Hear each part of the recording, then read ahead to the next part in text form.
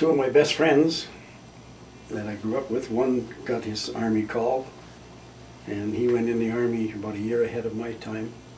And then his brother, my other good friend, he got his call. So when he got his call, I decided, well, I'd enlist because I didn't have my call. I wasn't old enough. I had to lie to get in the Army. So how old were you when you joined the Army? I was 18 and 2 months, so you have to be 18 and 6 months. But they told me to go home and come back in 4 more months, but if I wanted to come back the next day and tell him I was 19, he said he'd never know the difference. Mm-hmm. And that's what I did, so I went back the next day, just lowered my birth year 1 year, and they signed me up in Italy. But what do you remember of these tank battles? I remember being scared somebody shooting at you.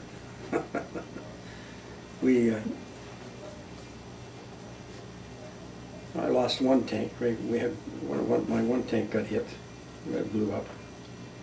But well, tank battle is a tank battle. Were you inside the tank that time? Yeah, I suffered second-degree burns to my hands and face.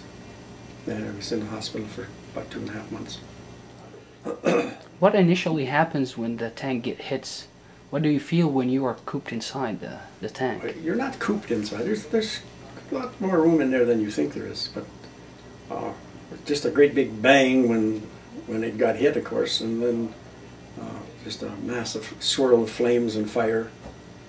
Don't forget we got 150 gallons of gasoline in the tanks.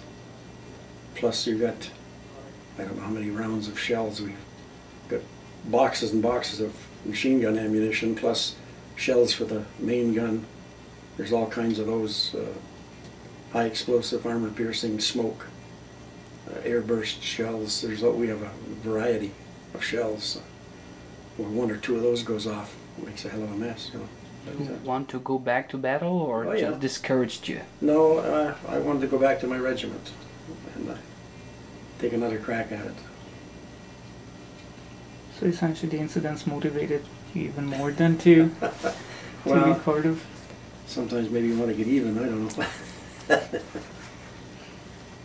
And you don't know who's on the other side of the grapevine. That's the problem. You can't see. You know, it's not just a straight tank against tank where you can see somebody take a shot at them. You don't even know who's there because you can't see for grapevines and olive trees and orchards. It's a real hard country to fight in. The roads are, well, of course, that's a long time ago. They're narrow, rocky, with a lot of mountainous area. So at that time you were fighting the Italians, right? No.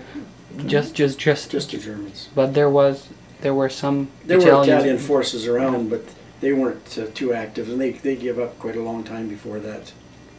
In fact, we had some Italians on our side.